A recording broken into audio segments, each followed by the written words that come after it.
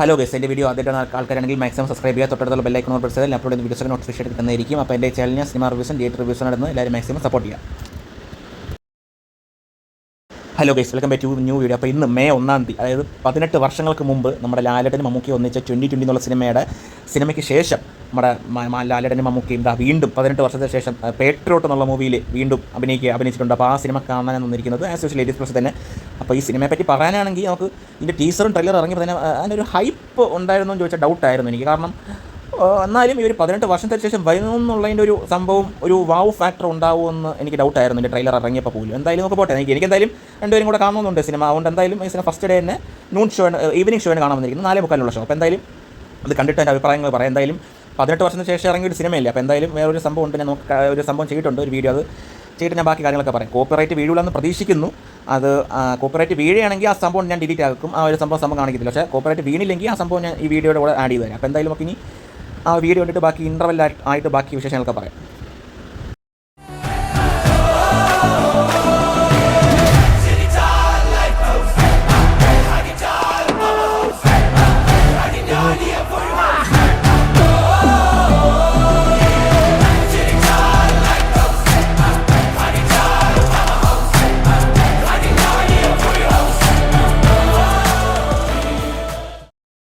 Guys, അപ്പോൾ ഈ video എങ്ങനെ ഉണ്ടെന്നുള്ളതെന്ന് കമൻറ്റ് ബോക്സിൽ പറയാം. അപ്പോൾ എന്തായാലും നമുക്കിനി എന്താ പറയുക, സിനിമയുടെ ഇൻ്റർവെല്ലായിട്ട് ബാക്കി കാര്യങ്ങളൊക്കെ പറയാം. എന്തായാലും മഹേഷ് നാരായണൻ്റെ സിനിമയാണ്, എന്തായാലും പ്രതീക്ഷയുണ്ട്.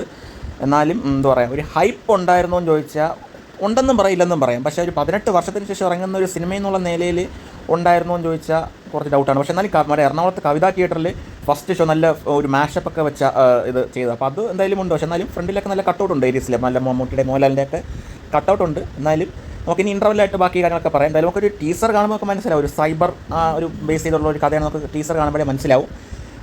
എന്തായാലും നമുക്കിനി ഇൻ്റർവെല്ലായിട്ട് ബാക്കി കാര്യങ്ങളൊക്കെ പറയാം. ഗൈസ്, ഇവിടെ ഈ ഒരു ഇടയ്ക്ക് ഞാൻ 18 വർഷത്തിന് ശേഷം ഇറങ്ങുന്ന സിനിമയെന്നാണ് പറഞ്ഞത്. പക്ഷേ അങ്ങനെയല്ല കേട്ടോ, 18 വർഷത്തിന് ശേഷം ഇറങ്ങുന്ന മമ്മൂട്ടി മോഹൻലാൽ ഒന്നിക്കുന്ന സിനിമയാണ് പേട്രിയോട്ട്. അപ്പോൾ ആ ഒരു പ്രതീക്ഷയുണ്ട്. അപ്പോൾ എന്തായാലും അപ്പോൾ നമുക്കിനി ബാക്കി ഇൻ്റർവെല്ലായിട്ട് ബാക്കി കാര്യങ്ങളൊക്കെ പറയാം. ഇടയ്ക്ക് അങ്ങനെ 18 വർഷം ഇറങ്ങുന്ന സിനിമയെന്നാണ് ഞാൻ പറഞ്ഞത്, അതല്ല 18 വർഷം ഇറങ്ങുന്ന മമ്മൂട്ടി മോഹൻലാലും അഭിനയിക്കുന്ന സിനിമയാണ് ഈ പേട്രിയോട്ട്. അപ്പോൾ അറിയാലോ. അപ്പോൾ എന്തായാലും ഇൻ്റർവെല്ലായിട്ട് ബാക്കി കാര്യങ്ങളൊക്കെ പറയാം.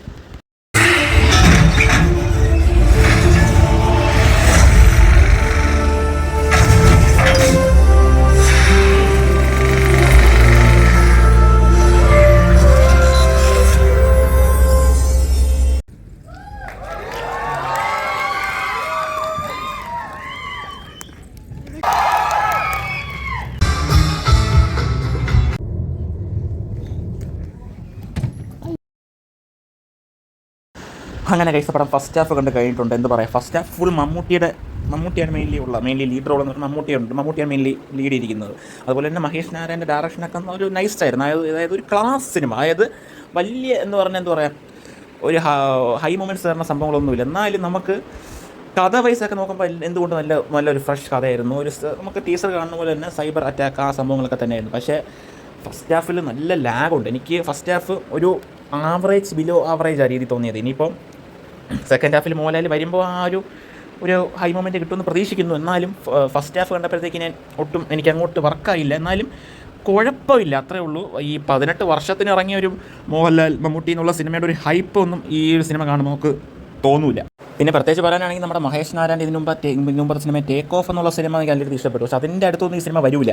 എനിക്കിൻ്റെ ടീസർ കണ്ടപ്പോഴേ അതായത് ആ മോഡൽ, ആ ഒരു കളർ ടോണും ആ കളർ ടീമും ആ ഒരു ബേസിലുള്ള കഥയെന്ന് എനിക്ക് ആ ട്രെയിലർ കണ്ടപ്പോഴേ തോന്നി. പക്ഷേ എന്നാലും ഇത് സൈബർ ആ സംഭവങ്ങളാണ് മെയിൻലി ഫോക്കസ് ഇരിക്കുന്നത്. എന്നാലും കഥ ബേസ് ഞാൻ പറഞ്ഞ പോലെ തന്നെ എന്തുകൊണ്ടൊരു ഫ്രഷ് ഓക്കെ ആ ഒരു കഥ നമുക്ക് ഒരു ഓക്കെ ആവും. പക്ഷേ എന്നാലും മമ്മൂട്ടി എന്നുള്ള രീതിയിൽ നമുക്ക് എന്തിനാണോ എന്നൊക്കെ തോന്നും. നമ്മൾ ഫസ്റ്റ് ഹാഫ് കണ്ടു കഴിയുമ്പോൾ ഇത് 18 വർഷത്തിന് ഇറങ്ങിയ ഒരു സിനിമയിൽ നിന്ന് ഇതിങ്ങനെയാണോ എടുക്കേണ്ടതെന്ന് നമ്മൾ തോന്നും. അതായത് സത്യം പറഞ്ഞാൽ എനിക്ക് ഇങ്ങനെയാണോ എടുക്കേണ്ടത്, എനിക്ക് കുറച്ചും കൂടി നന്നാക്കാമായിരുന്നു ഈ സിനിമ. അതായത് ഫസ്റ്റ് ഹാഫ് കഥ വയസ്സിലാണ് മെയിൻലി ഇത് ഫോക്കസ് ചെയ്തിരിക്കുന്നത്. ആ ഒരു എന്താ പറയുക, ഈ ആക്ടേഴ്സിൻ്റെ ഇതൊക്കെ മെയിൻലി മമ്മൂട്ടിയുടെ ആക്ടിങ്ങൊക്കെ കുഴപ്പമില്ല. പിന്നെ മമ്മൂട്ടിയുടെ ഇൻട്രോ കാണിച്ചതും എനിക്ക് വലിയ ഇതൊരു ഇമ്പാക്റ്റ് തോന്നിയില്ല. എന്തോ കുറച്ചും കൂടെ നല്ല രീതിയിൽ ഇൻട്രോ കാണിക്കാമായിരുന്നു. അത് ഇത്രയും നല്ലൊരു കാസ്റ്റിംഗ് കിട്ടിയിട്ട് പോലും ഏതാണ്ട് 125 കോടി ബഡ്ജറ്റ് ഉണ്ട് സിനിമയ്ക്ക്. ആ ബഡ്ജറ്റ് വൈസ് ഓക്കെ, എല്ലാം നല്ല രീതിയിൽ ചെയ്തിട്ടുണ്ട്. പക്ഷേ ആ ഒരു എക്സിക്യൂട്ട് ചെയ്തില്ല. ആ ഒരു മെയിൻലി രീതിയിൽ ആ ഒരു ആക്ടേഴ്സിനെയൊക്കെ പ്ലേസ് ചെയ്ത സംഭവങ്ങളൊന്നും വലിയൊരു ഗുമ്മ തോന്നിയില്ല. അതായത് എന്താ പറയുക, പിന്നെ രേവതി ഉണ്ട്, അതുപോലെ തന്നെ എല്ലാവരുടെയും ഒരു സിമ്പിൾ രീതിയിലൊരു ഇൻട്രോ ആയിരുന്നു. പക്ഷേ കുറച്ച് മമ്മൂട്ടിയൊക്കെ അല്ലേ, അപ്പോൾ കുറച്ച് ആ ഒരു രീതിയിൽ കാണിക്കാമായിരുന്നു എന്ന് എനിക്ക് തോന്നി. അതായത് മമ്മൂട്ടിയൊക്കെ അല്ലേ മെയിൻ സൂപ്പർ സ്റ്റാറൊക്കെ അല്ലേ ഇവരൊക്കെ, മമ്മൂട്ടി മോഹൻലാൽ ഇൻട്രോ വന്നില്ല, എന്നാലും മമ്മൂട്ടിയുടെ ഒരു ഇൻട്രോ ഒക്കെ കുറച്ചും കൂടെ നല്ല രീതിയിൽ കാണിക്കാമായിരുന്നു. അതുപോലെ തന്നെ ഈ ഫസ്റ്റ് ഹാഫിലൊക്കെ ഈ മൊബൈൽ യൂസിനെ പറ്റിയ കുറേ കാര്യം പറഞ്ഞുകൊണ്ട് നമ്മൾ ഈ ഫസ്റ്റ് ഹാഫ് കാണുമ്പോൾ നമുക്ക് മൊബൈൽ എടുത്ത് എറിയാൻ തോന്നും. അതായത് വേണ്ട മൊബൈൽ ഉപയോഗിക്കുന്നില്ല എന്നുള്ള രീതിയിൽ ഒക്കെ ചിന്തിച്ചു, അത്രയും രീതിയിലൊക്കെ കാണിക്കും നമ്മൾ. പിന്നെ ഒന്നും നമ്മൾ മൊബൈൽ യൂസ് ചെയ്യില്ല, ഒരു സത്യം പറഞ്ഞാൽ നമ്മൾ മൊബൈൽ പിന്നെ എടുക്കത്തേയില്ല ഈ സിനിമ ചില സമയത്ത് കാണുമ്പോൾ. അങ്ങനെയല്ല, എന്നാലും ഞാൻ പറയുന്നു, നമ്മൾ സിനിമ കാണുമ്പോൾ അയ്യോ ഇതിപ്പോൾ എന്ത് ചെയ്താലും അബദ്ധമാണല്ലോ എന്നുള്ള രീതിയിൽ നമുക്ക് തോന്നും ആ മൊബൈൽ ഫോണിൽ. അപ്പോൾ ആ ഒരു സൈബർ അറ്റാക്ക് ആ രീതിയിലാണ് ഫസ്റ്റ് ഹാഫ് പോയിരിക്കുന്നത്. എന്തായാലും സെക്കൻഡ് ഹാഫ് കാണട്ടെ. സെക്കൻഡ് ഹാഫിൽ നമ്മുടെ മോഹൻലാലിൻ്റെ എൻട്രി, അതിന് വേണ്ടി കാത്തിരിക്കുന്നു. ഫസ്റ്റ് ഹാഫ് ഒരു ആവറേജ് തുടക്കം, ഒരു ഫസ്റ്റ് ഹാഫ് എനിക്കൊരു ഒരു മണിക്കൂർ കൂടുതലുണ്ടെന്ന് തോന്നുന്നു ഫസ്റ്റ് ഹാഫ്. അപ്പോൾ അതൊരു തുടങ്ങിയൊരു ഫസ്റ്റ് ഹാഫ് തീരുന്നവർ ഭയങ്കര ലാഗായിരുന്നു. എനിക്ക് എവിടേക്കോ ഒരു ഹൈ മൊമെൻറ്റ്സ് കിട്ടിയെന്നല്ല, അത് ഒരു കണ്ടു കഴിയുമ്പോൾ അയ്യോ എന്നായിപ്പോൾ. പക്ഷേ ഫസ്റ്റ് ഹാഫ് തീരാറായപ്പോൾ ഒരു 10 മിനിറ്റ് മുമ്പാണ് സംഭവം കുറച്ചും കൂടെ ഒരു ഇതിലേക്ക് വന്നത്. പക്ഷേ എന്നാലും ഫസ്റ്റ് ഹാഫ് ഇൻ്റർവെൽ സാധനം ഒരിതുമില്ല. ഇൻ്റർവെല്ലിൽ കാണിച്ച സംഭവങ്ങളൊക്കെ കൊള്ളാം, പക്ഷേ ഇൻ്റർവെല്ലിൽ നിന്നുള്ള എഴുതി കാണിച്ചത് ആ ഒരു ഇതൊന്നും വലിയ ഇമ്പാക്റ്റ് ഒന്നും തോന്നിയില്ല. എന്നാലും ഇനി സെക്കൻഡ് ഹാഫിലേക്ക് വെയിറ്റിംഗ് ആണ്. എന്നാലും മോഹൻലാൽ വരട്ടെ, മോഹൻലാലിനെങ്കിലും സംഭവം എന്തുവാ കിട്ടുമോ നോക്കാം. അപ്പോൾ നമുക്കിനി സെക്കൻഡ് ഹാഫ് കൂടെ കണ്ടിട്ട് ബാക്കി കാര്യങ്ങളൊക്കെ പറയാം. അങ്ങനെ കേസ് പടം സെക്കൻഡ് ഹാഫ് കൂടെ കണ്ടു കഴിഞ്ഞിട്ടുണ്ട്. എന്ത് പറയാം, എനിക്ക് കൂട്ടത്തിൽ ഭേദമായിട്ട് തോന്നിയത് മോഹൻലാലാണ്. പക്ഷേ എന്നാലും മോഹൻലാലിനൊക്കെ വളരെ ചുരുക്കം സ്ക്രീൻ പ്രസൻസേ ഉള്ളൂ. പിന്നെ ഇന്നത്തെ നയൻതാര വരുന്നുണ്ട്, എന്തിനാണെന്ന് എനിക്ക് അറിഞ്ഞൂടാ. ജസ്റ്റ് 2 സീനിൽ വന്ന് പോകും, ഓക്കെ കഥയിൽ ഓക്കെ ഒരു ഭാഗമാണ്. എന്നാലും ഞാൻ പറയാം, ഈ മോഹൻലാലിനെയും മമ്മൂട്ടി ഇതുപോലത്തെ ഒരു ഫേമസ് ആക്ടേഴ്സിനെ കിട്ടിയിട്ട് ഇങ്ങനെ എടുത്ത് വെച്ചേക്കുന്നതിൽ എനിക്കൊരു ഇത് തോന്നി. കാരണം കുറച്ചും കൂടെ നന്നൊക്കെ, അതായത് ഈ കഥയിൽ ഇവർ എന്തിനാണോ എന്ന് ചോദിച്ചാൽ എനിക്ക് പറഞ്ഞൂടാ. അതായത് ഈ കഥയിലാണ് മെയിൻലി ഫോക്കസ് ചെയ്തിരിക്കുന്നത്. അതായത് ഇവർ ആക്ടേഴ്സിലല്ല. അതായത് ഞാൻ പറഞ്ഞില്ലേ, മോഹൻലാലിൻ്റെ ഇൻട്രോയാണ് കുറച്ചും കൂടെ എനിക്ക് ഭേദമായിട്ട് തോന്നി. എന്നാലും മോഹൻലാലിനെ കാണിച്ച രീതിയൊക്കെ കുഴപ്പമില്ല. എന്നാലും മമ്മൂട്ടി വെച്ച് നോക്കുമ്പോൾ മോഹൻലാലായിരുന്നു കുറച്ചും കൂടെ ഭേദം. എന്താ പറയുക, ഇതിനകത്ത് മെയിൻലി ഞാൻ പറഞ്ഞില്ല, ഇതിനകത്ത് സൈബർ ആ ഒരു സംഭവം, പിന്നെ എഡ്യൂക്കേഷൻ ആ ഒരു ലാപ്ടോപ്പ് ബേസ് ചെയ്ത കുറേ കാര്യങ്ങളൊക്കെ ഉണ്ട്. ഫസ്റ്റ് ഹാഫിൽ പറഞ്ഞ പോലെ ഒരു സംഭവം കാണുമ്പോൾ നമ്മൾ മൊബൈൽ ഒരു സംഭവം ഒരു ഡിജിറ്റൽ പ്ലാറ്റ്ഫോം ഉപയോഗിക്കുന്നില്ല ചിലപ്പോൾ തോന്നിപ്പോകും നമുക്ക്. അങ്ങനത്തെ രീതിയിലൊക്കെ നമുക്ക് ചില സമയത്ത് തോന്നും. പക്ഷേ എന്നാലും ഈ മോഹൻലാൽ മമ്മൂട്ടി എന്നുള്ളൊരു സംഭവം എന്തിനായിരുന്നു എന്ന് ചോദിച്ചാൽ എനിക്ക് പറഞ്ഞുകൂടാ. സത്യം പറഞ്ഞാൽ ഈ 18 വർഷം കാത്തിരുന്നിട്ട് ഇത് കാണുമ്പോൾ ഇവർ തമ്മിലുള്ള ഒരു സംഭവം മാച്ചിങ് നോക്കായിട്ട് തോന്നിയില്ല എനിക്ക്. സെക്കൻഡ് ഹാഫിലെ ഒരു സംഭവം മോഹൻലാലിനെ കാണിച്ച് നമുക്കൊട്ട് ദഹിക്കില്ല. അതായത് ഞാൻ പറയുന്നത് കണ്ടിട്ട് നിങ്ങൾ കാണുക, കണ്ട ഒരാൾക്കാർക്കാണെങ്കിൽ മനസ്സിലാവും. എന്നാലും എനിക്ക് ആ ഒരു സംഭവം കാണിച്ചാൽ എന്തിനാണ് അങ്ങനെ ചെയ്തത് എന്നുള്ള രീതി എനിക്ക് ഒട്ടും ഇഷ്ടപ്പെട്ടില്ല. നേരെ തിരിച്ചു ആവണ്ട, പക്ഷേ നല്ല രീതിയിൽ കാണിക്കായിരുന്നു ആ സംഭവം. അതായത് ഇതൊരു എനിക്ക് ആ സംഭവം ഒട്ടും ഇത് ഡൈജസ്റ്റ് ആയില്ല, ദഹിച്ചില്ല. ഒരു മോഹൻലാലിനെ അങ്ങനെ ഒരു സംഭവം ഒരു സമയത്ത് ചെയ്ത സംഭവത്തിൽ എനിക്ക് ഒട്ടും ഇഷ്ടപ്പെട്ടില്ല. മോഹൻലാലിനെ അങ്ങനെ ചെയ്യേണ്ടായിരുന്നു എന്ന് എനിക്ക് തോന്നി. എന്നാലും മേക്കിംഗ് വൈസ് ഞാൻ പറയുന്നു, എൻ്റെ ടെക്നിക്കൽ വൈസൊക്കെ ആണെങ്കിൽ നല്ല ഗംഭീര സംഭവം തന്നെ. നമുക്ക് ഒരു 125 കോടി രൂപ മുടക്കിയ സംഭവങ്ങളൊക്കെ ഓക്കെ കിട്ടുന്നുണ്ട്. പക്ഷെ എന്നാലും ഇവർ കുറച്ചും കൂടെ ഇത്രയും റെമ്യൂണറേഷനൊക്കെ മമ്മൂട്ടിക്ക് മോഹൻലാലിനെ കൊടുക്കില്ല. അവർ ആ രീതിയിലൊന്നും യൂസ് ചെയ്തിട്ടില്ല മോഹൻലാലിനെയും മമ്മൂട്ടിയൊന്നും. ഞാൻ പറഞ്ഞത് മൊത്തത്തിൽ കണ്ടു കഴിയുമ്പോൾ എനിക്ക് ടോട്ടൽ 3 മണിക്കൂറാണ് ലെങ്ത്ത് വരുന്നത്. അതായത് ആ 3 മണിക്കൂർ നമുക്ക് ഒരു കൂടിപ്പോയി ഒരു 3/4 മണിക്കൂറെങ്കിലും കൊള്ളാമെന്ന് പറയുന്ന സീനുകളുണ്ട്. അതും 3 മണിക്കൂറിൽ ഇടപെട്ട ഒറ്റ സ്ട്രെച്ചിലല്ല. അതുകൊണ്ടൊക്കെ നമുക്ക് സിനിമ ഒരു ആവറേജ്, എനിക്കൊരു ബിലോ ആവറേജ്, ഒരു ആവറേജ് ടൈപ്പ് മൂവി ആയിട്ട് തോന്നി. അതായത് ഇവർ രണ്ടുപേരും കൂടെ ഒന്നിക്കുന്നു അടിപൊളി സിനിമ എന്നൊന്നും ഞാൻ പറയുന്നില്ല. ഞാൻ പ്രത്യേകിച്ച് പറയുന്നത് ഒരു മാസ് സിനിമയല്ല, ആ ഒരു ക്ലാസ് ആ ടൈപ്പ് മൂഡ് ഉള്ള സിനിമ. പക്ഷേ എന്നാലും ഇവർ രണ്ടുപേരും ഒന്നിക്കുന്നൊരു സിനിമയില്ലേ, ആ രീതിയിലൊന്നും കാണിക്കേണ്ടേ. ഇത് അതും ഇല്ല എന്ന് പറയാം.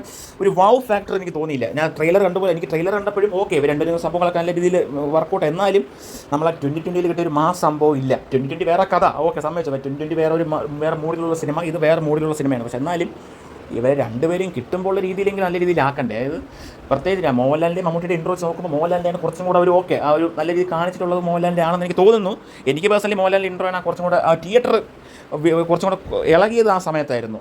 മമ്മൂട്ടിയുടെ ഇൻട്രോയ്ക്ക് ജസ്റ്റ് ഒരു വിസിലടി അത്ര കുറച്ച് പേരൊക്കെ ഉള്ളൂ. പക്ഷെ എന്നാലും മോഹൻലാലിൻ്റെ സംഭവം ലാലേട്ടൻ ഫാക്ടർ അത് എപ്പോഴും ഞാൻ പറയും. പക്ഷെ എന്നാലും പടം മൊത്തത്തിൽ കണ്ടു കഴിയുമ്പോൾ നമുക്ക് തോന്നും എന്തിനായിരുന്നു സിനിമ എന്ന് ചോദിച്ചു. പക്ഷേ ഇതിന് 125 കോടിയാണ് എനിക്ക് തോന്നുന്നു എനിക്ക് ബഡ്ജറ്റ് വരുന്നത്. അപ്പോൾ ആ ഒരു ബഡ്ജറ്റ് വീണ്ടെടുക്കുമോ എന്നുള്ള കാര്യത്തിൽ ഡൗട്ടാണ്. വീണ്ടെടുത്തില്ലെങ്കിൽ മമ്മൂട്ടിക്ക് 100 കോടി കിട്ടൂല. അഥവാ ഇത് 125 കോടി കളക്ഷൻ നേടിയ മമ്മൂട്ടിയുടെ ആദ്യത്തെ 100 കോടി കളക്കുന്ന സിനിമയായിട്ട് മാറും. പക്ഷെ അതും മോഹൻലാൽ ഉണ്ടോ എന്നുള്ളത് കൊണ്ട് ഒരു ഫാക്ടറാണെന്ന് വേണമെങ്കിൽ പറയാം. പക്ഷെ എന്നാലും ഞാൻ പറയുന്നു, ഇതിനകത്ത് കുറച്ചെങ്കിലും കാണാൻ താല്പര്യമുണ്ടെങ്കിൽ മോഹൻലാൽ ഉണ്ടെന്നുള്ള ഒറ്റ കാരണം കൊണ്ടാണ് പിന്നെ ഈ സിനിമ പിടിച്ചു നിൽക്കുന്നത് ഞാൻ പറയുന്നു. പക്ഷെ മമ്മൂട്ടിയൊക്കെ വെറും ഒരു ഓക്കെ ഏജ്ഡായി സമ്മതിച്ചു. പക്ഷെ എന്നാലും ഞാൻ പറയുന്നു എനിക്കൊരു ആവറേജ് ബിലോ ആവറേജ് ആയിട്ട് തോന്നിയില്ല. വലിയ വാവ് ഫാക്ടർ ആ മോഹൻലാൽ മമ്മൂട്ടി സിനിമ എന്നുള്ള രീതിയിൽ എനിക്ക് പേരിട്ട് തോന്നിയില്ല. ഈ കാണുന്നതിന് മുമ്പ് ഒരു പ്രതീക്ഷ ഉണ്ടായിരുന്നു. പക്ഷേ സിനിമ കണ്ടു കഴിയുമ്പോൾ നമുക്ക് തോന്നും ഒരു മോഹൻലാൽ മമ്മൂട്ടി എന്നുള്ള രീതിയിൽ നമുക്ക് ഈ സിനിമ തോന്നത്തേ ഇല്ല. പിന്നെ പ്രത്യേകിച്ച് കൊള്ളാമെന്ന് പറയുന്നത് മോഹൻലാലായിരുന്നു. പിന്നെ എന്താ പറയുക, നയൻതാരയൊക്കെ ഞാൻ പറഞ്ഞ പോലെ തന്നെ വളരെ കുറച്ച് സ്ക്രീൻ പ്രസൻസ്, മോഹൻലാലും സ്ക്രീൻ പ്രസൻസ് കുറവായിരുന്നു. അതുപോലെ തന്നെ ഫഹദ് ഫാസിലായാലും കുഞ്ചാക്കോബനായാലും എല്ലാവരുടെ ആക്ടിങ്ങും എല്ലാ സംഭവം മേക്കിംഗ് ഒക്കെ നല്ല രസമായി, അവരുടെ ആക്ടിങ് എല്ലാം കൊള്ളാം. പക്ഷേ എന്നാലും ഈ മോഹൻലാൽ മമ്മൂട്ടി എന്നുള്ള സംഭവം നമുക്ക് കണ്ടു കഴിയുമ്പോൾ അങ്ങോട്ട് ഒരു ദഹിക്കില്ല. അതായത് ഓക്കെ അവരുടെ ഒരു സംഭവം ഇഷ്ടപ്പെടുന്ന ഒരാൾക്കാർക്കാണെങ്കിൽ കുറച്ചെങ്കിലും ഇഷ്ടപ്പെടും. എന്നാലും കണ്ടു കഴിയുമ്പോൾ നമുക്ക് തോന്നും ഇവർ എന്തിനായിരുന്നു ഇങ്ങനെ കാണിച്ചതെന്ന് എനിക്ക് തോന്നി. എനിക്കൊരു ആവറേജ് കൊള്ളൂല എന്ന് ഞാൻ പറയുന്നില്ല, ഒരു ആവറേജ് ബിലോ ആവറേജ് ഒരു വൺ ടൈം വാച്ചബിൾ സിനിമയായിട്ട് തോന്നിയത്. അല്ല വാവ് അടിപൊളി എന്ന് ഞാൻ പറയുന്നില്ല. അപ്പോൾ നമുക്ക് ഇനി എന്താ പറയുക, അടുത്ത വീഡിയോ കാണാം. എനിക്ക് ഈ മൂവി പറ്റി പറയാനാണെങ്കിൽ മോഹൻലാൽ പറഞ്ഞ ഡയലോഗ് തന്നെയാണ് എനിക്ക് ഇപ്പോഴും ഓർമ്മയുള്ളത്. ഇനിയിപ്പോൾ അടുത്ത മെയ് 21 തീയതിയാണല്ലോ ദൃശ്യം 3 ഇറങ്ങുന്നത്. അതിന് ഇനിയിപ്പോൾ അതിൽ പ്രതീക്ഷയുണ്ട്. എന്നാലും മോഹൻലാൽ പറഞ്ഞ ഒരു കാര്യം എനിക്ക് ഇപ്പോഴും തോന്നി. ഈ പേട്രോട്ട് എന്നുള്ള മൂവിയും ആ ഒരു ദൃശ്യത്തിനുള്ള മൂവിയും പറ്റി മോഹൻലാൽ ഇടയ്ക്ക് ഒരു ന്യൂസിൽ പറഞ്ഞല്ലോ, എനിക്ക് അതുപോലെയാണ് ഈ പേട്രോട്ട് കണ്ടപ്പോൾ എനിക്ക് തോന്നിയത്. ദൃശ്യം 3 പേട്രിയറ്റ് പല സിനിമകൾക്ക് വേണ്ടിയുള്ള കാത്തിരിപ്പ് കൂടിയാണ്. അങ്ങനെയുണ്ട് പ്രതീക്ഷകൾ? ഒരു പ്രതീക്ഷയില്ല. അപ്പം നമുക്ക് വരുന്ന വീഡിയോസിലൊക്കെ തന്നെ ഇനി അടുത്ത മൂവീസിൻ്റെ റിവ്യൂസൊക്കെ എടുത്തിടാം. അപ്പം നമുക്ക് എന്തായാലും അടുത്ത മെയ് 21 തീയതിയാണല്ലോ ദൃശ്യം 3, അതുപോലെ തന്നെ മെയ് 14 അതിരടി, അങ്ങനെ കുറേ സിനിമകളുണ്ട്. അപ്പോൾ എന്തായാലും നമുക്ക് ഇനി അടുത്ത വീഡിയോ കാണാം. അപ്പോൾ ഈ ഒരു സിനിമ ഒരു ആവറേജ് തന്നെ പറയുന്നുള്ളൂ, വലിയ പ്രതീക്ഷയില്ലാതെ ഒന്ന് കാണുക. ഞാൻ വലിയ എന്തൊക്കെയോ പ്രതീക്ഷിച്ചു സിനിമ കാണുന്നതിന് മുമ്പ്. എന്തായാലും പ്രതീക്ഷയില്ലാതെ ഒന്ന് കാണുക ഈ സിനിമ. അപ്പോൾ നമുക്കിനി അടുത്ത വീഡിയോ കാണാം. ബൈ.